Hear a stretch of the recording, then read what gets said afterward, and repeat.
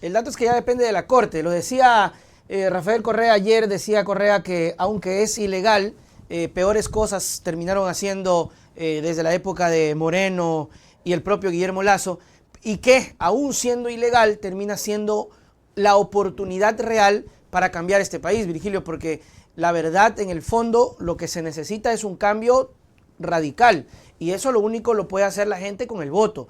Entonces, lo que ahora tiene a todo el mundo, me imagino yo, y me dirás tú que tienes más experiencia, ¿cuánto tiempo se va a demorar la Corte en dar una respuesta? Porque todo el mundo está supeditado ahora a lo que diga la Corte. Nuevamente la Corte es protagonista de esta situación. Si se sigue con el juicio o si efectivamente vamos a elecciones. Porque ya salió Diana Tamaín a dar fecha. El 20 de agosto estamos eligiendo en elecciones del nuevo presidente. Entonces hay una cosa ahí un poco extraña, Virgilio. A ver, primero digamos algo que es importante también, que ya la Corte Constitucional, y estoy mirando las fechas para poder ser preciso, ya la Corte Constitucional, en el caso de Yunda, la Corte dijo que habría y que en ocasiones es necesario saltarse el orden de ingreso Total. cuando la demanda versa sobre temas de interés nacional. Esto es importante que lo podamos tener presente.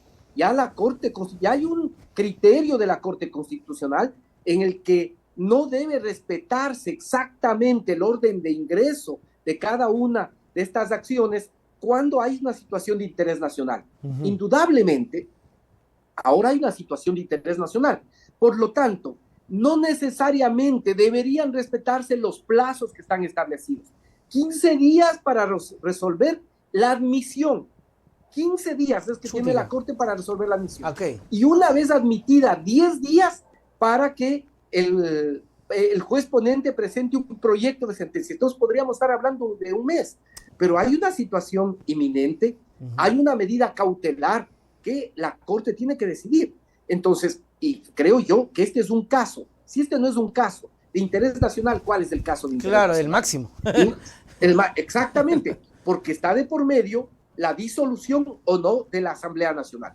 Nosotros seremos respetuosos de lo que señale la Corte Constitucional, seremos absolutamente respetuosos de lo que diga la Corte Constitucional, y ya le hemos dicho desde el primer día al presidente Guillermo Lasso, aunque es ilegal, aunque es inconstitucional, aunque está mal fundamentado, si hay que ir a las elecciones, vamos a ir a las elecciones, y en ese terreno también vamos a derrotar a este presidente saliente, inepto, corrupto, un régimen que ha hundido al Ecuador en la fosa honda, ¿sí?, de la desesperación, de la angustia, y sobre todo que ha llevado al país a la falta de credibilidad de la propia institución democrática. Claro. Eso es gravísimo, gravísimo. La gente ya no solo es que no confía en el presidente, ya no confía en las instituciones, no confía en la democracia. Eso es gravísimo. Pasamos de tener un presidente que se confiaba a tener un presidente que no se confía, y eso es terrible, porque hasta la corrupción y los tramitadores polulan ahí.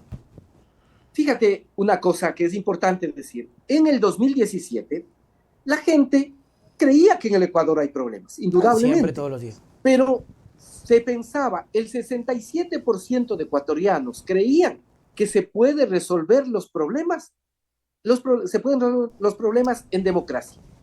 Cuando terminó el gobierno de Lenín Moreno, 4 años después, en el 2021, la gente creía que se pueden resolver los problemas, pero había bajado de 67 a 32% de la gente que creía que se pueden resolver los problemas en democracia.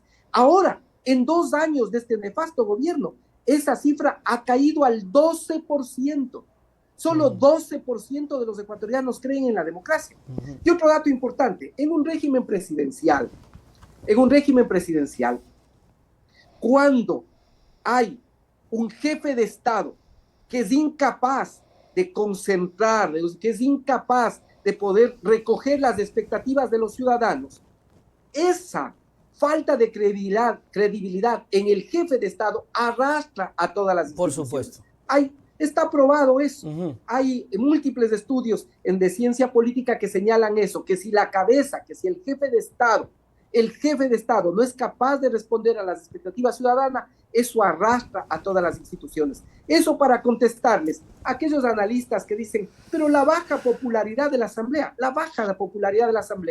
se debe precisamente a que este jefe de Estado no es capaz de responder a las expectativas de los ciudadanos.